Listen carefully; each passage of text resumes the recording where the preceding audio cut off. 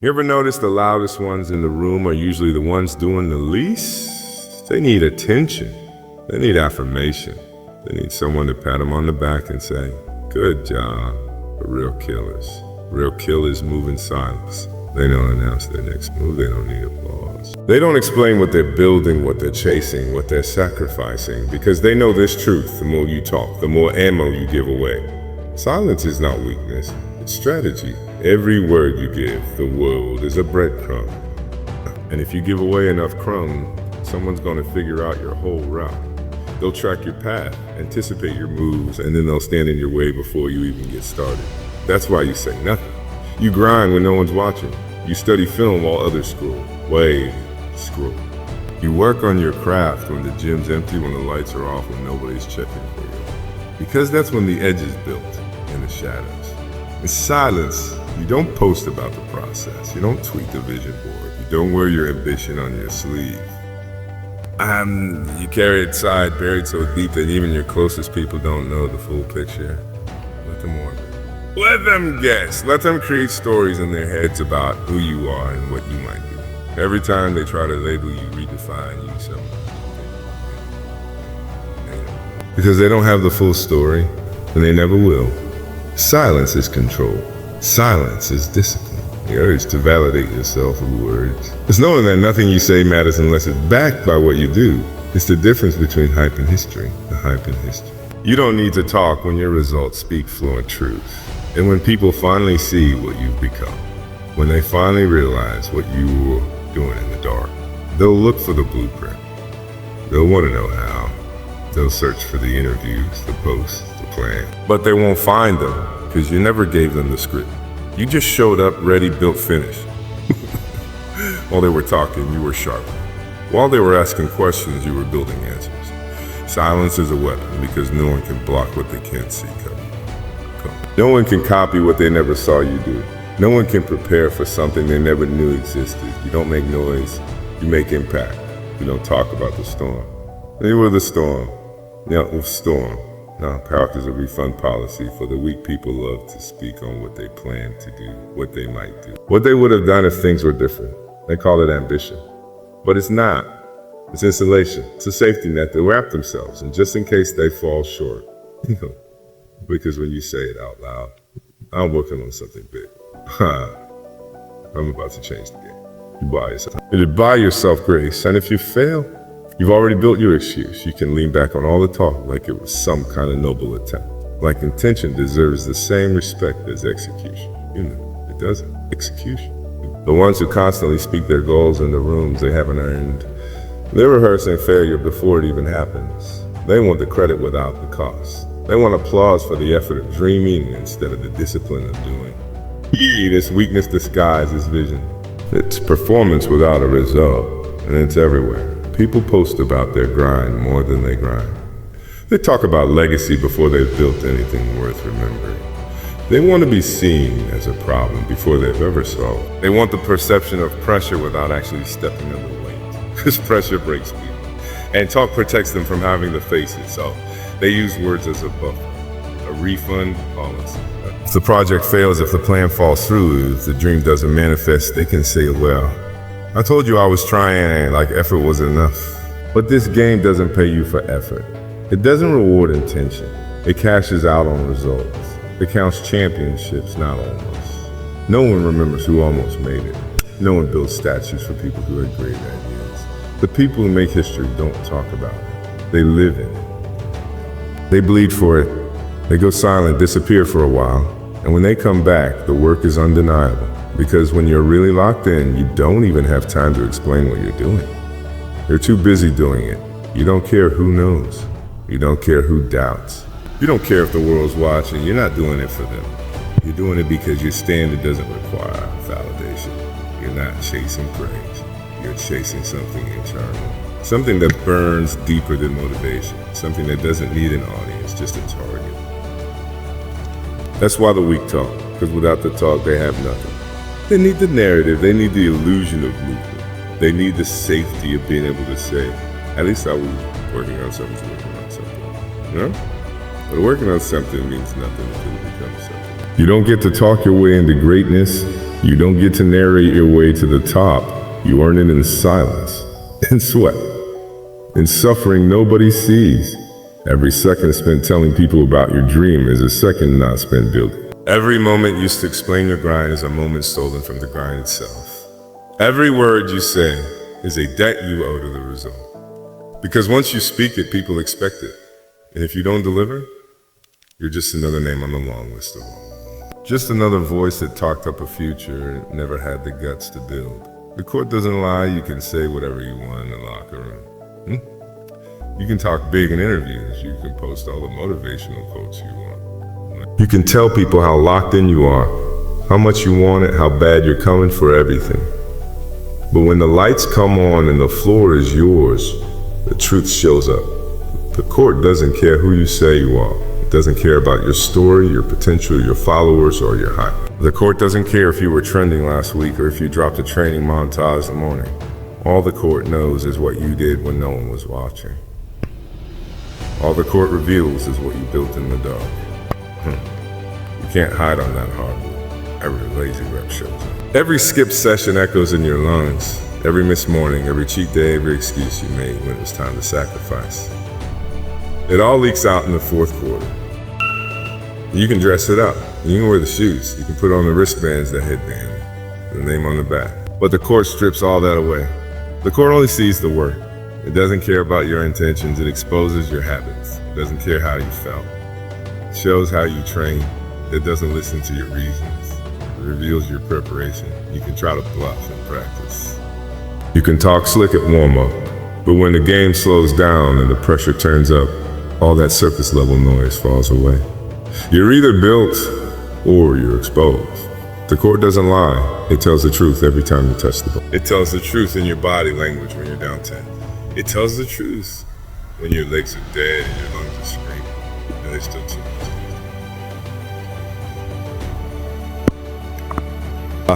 Not here. Not when it's one-on-one and there's nowhere to hide and the game is moving too fast for excuses and just about skill. This is about will. The court don't care if you've got the cleanest jumper in the gym, if you forward under contact. The court doesn't care how good you look shooting when nobody's guarding you. Show me that shot when it's loud. Show me that form when the whole building is hoping you miss. You see, the court is sacred. It's a mirror, not a microphone. It reflects, but it doesn't repeat your excuses. It won't back you up. It won't protect your ego. It doesn't give out sympathy minutes. It doesn't care what you're dealing with. You step out there and it's gonna measure you. Every cut, every box out, every rotation, every time you hesitate. Every time, your late time you fake like you wanted it more than you did.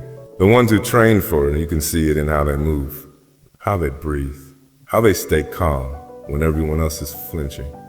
There's no panic in preparation. There's no fear in those who already paid the price. That's why the court is the most honest place in the world. Because it doesn't bend for anybody. It doesn't soften up for reputations. It doesn't get starstruck. You either show up or you get shown up.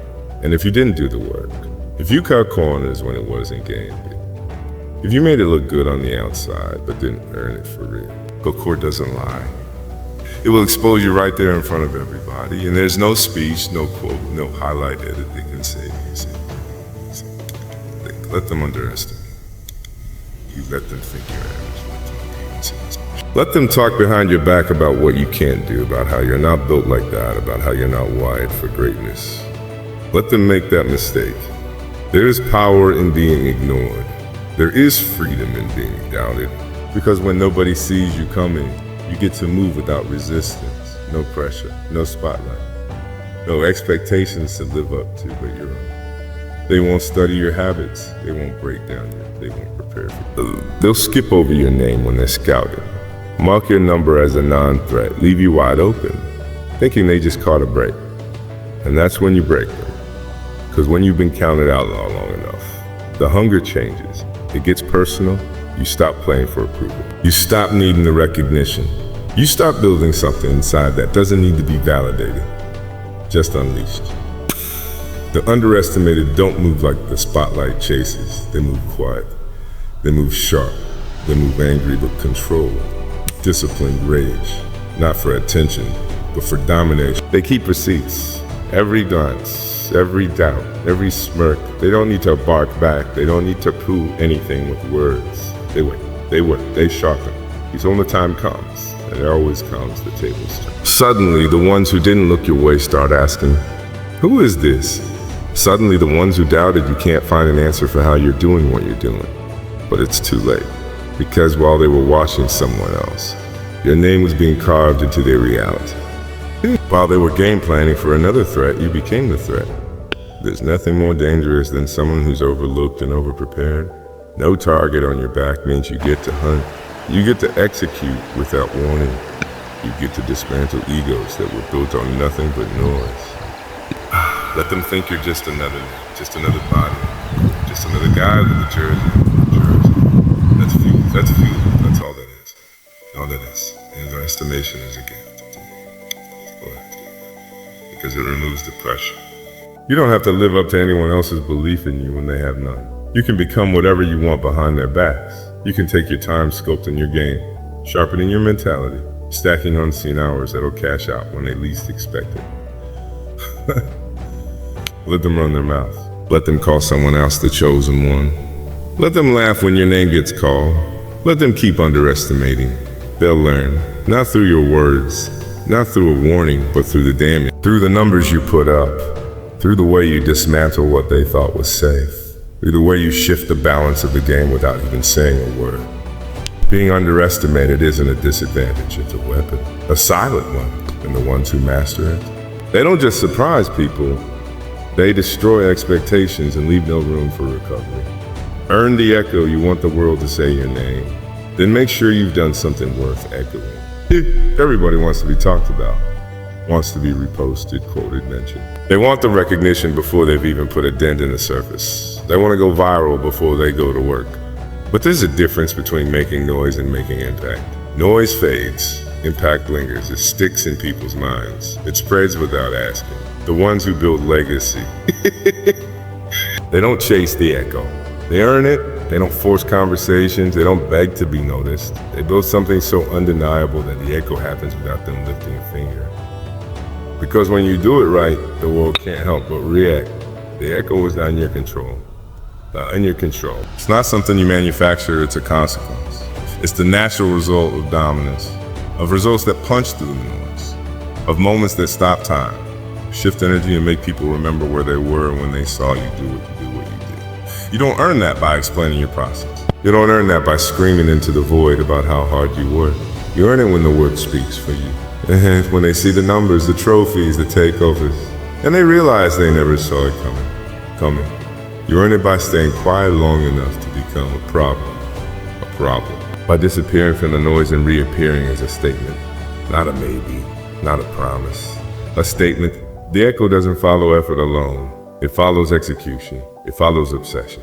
It follows people who treat the grind like gospel, who show up every day with no camera on them, no hype behind them, no one watching, and still move like champions. When your name starts bouncing from room to room, when people you've never met are studying your game, when competitors are preparing for you without you saying a word, that's when you've earned it. Not because you demanded attention, but because the work did all the talking. Let the echo be your proof. Let your silence be your setup. Let your performance be the moment that echoes louder than any speech you could have given. The people who make the most noise in the beginning are rarely the ones remembered in the end. They burn out fast, looking for applause before they've earned results. But the ones who keep their heads down, build in silence, and launch when the product is bulletproof. All the ones who live forever in the minds of those who witness. They don't knock on the door asking to be let in. They kick it off the hinges with what they've built. And long after they've walked out of the room, people are still talking about what they did, how they moved. That's the result of discipline meeting obsession. That's what happens when your craft is louder than your mouth. When your standard is higher than their expectations. When you don't chase fame, you chase domination. You earn the echo when your greatness is so consistent, so real, that people have to talk about you.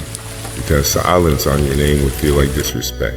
And they said over and over again. Not because you asked them to, but because they have no choice. Build in the dark, you want to be great. You don't start with the crowd, you don't start with applause. You start in the dark, Alone, uncelebrated, unseen. That's where it begins. Where nobody's checking for it. No one's asking what you're working on. Where the lights are off, the cameras aren't rolling, and no one's clapping when you wake up at 4 a.m. That's where the real work lives. The dark is where it's ugly, where it's boring, where it's repetitive, where nobody cares if you keep going, except you, and that's the test. Can you stay obsessed when no one's watching? Can you sacrifice without a stage? Can you keep showing up with no likes, no cheers, no confirmation that what you're doing even matters in? Because that's what the dark is. It's a proving ground. It's where habits get hard. It's where your mind gets sharp, where your body catches up with your ambition. It's where you break over and over and rebuild yourself stronger each time. It's where the excuses get burned away and all that's left is discipline. Not motivation, discipline. The dark isn't glamorous. It's not built for the highlight reel. It's just reps over and over again. The same mistakes, the same corrections, and nobody claps when you fix your footwork. Nobody reposts your missed shots and your early morning losses and your internal battles. But that's the point. Because when you build in the dark, you're building without needing a bar. You're building something pure, something rooted, something nobody can take credit for but you. It's not just about building an edge, a mindset, a way of moving that doesn't flinch when it's game time, because it's already been tested in silence. When the lights finally come on, you're not surprised, you're ready. You don't hope you'll show up strong. You know you will, because you've already put in more hours than they'll ever know. Because the dark made you hard to kill. People who skip the dark don't last. They want shortcuts. They want to be discovered before they've built anything worth finding. But shortcuts don't teach grit. They don't teach patience. They don't teach hunger. That dark teaches that. Only the struggle you keep private. Only the nights you want to quit, but don't. Only the days your body says no, and your mom says, go anyway. That's where the weapons get forged. That's where greatness stops being an idea and starts becoming muscle memory. No distraction, no noise, just you. Your obsession and a standard that won't let you settle. Most people fear the dark. They feel alone in it. But the ones who understand it, the ones who commit to it, they grow into something different. They develop quiet confidence, the kind that doesn't need to announce itself. The kind that walks into a room, the kind that walks into a room and makes people feel pressure without saying a word. Because they know what they've done. They know what they've survived. They know what they've built when no one else was paying attention. You don't get to skip the dark. You don't get to fast forward to greatness. You earn it with every lonely hour, every unnoticed win, every silent grind session where you chose discipline over comfort. You build that. You become something there that no one can manufacture for you. That's the prize. That's the process. That's the place champions are made, not on the stage, not in the spotlight, but in the places no one ever claps for. You're either a statement or a question every time you step on the floor, step in the room, step into any arena where stakes are real and eyes are watching. You're making a declaration. Intentional or not, loud or quiet, you're announcing exactly who you are. You're either a statement or you're a question. Statements don't flinch, they don't hesitate, they don't leave doubt in the minds of opponents. When a statement walks in, everybody adjusts. Game plans change. Defenses tighten. Conversations stop. Our statement says, I'm here. I've done the work. I'm not asking for your respect, I'm demanding it. And they feel it. You don't have to talk about it. You don't have to tell them how hard you trained, how much pain you pushed through, how many reps you buried into the ground when nobody else wanted it. Your presence says it for you.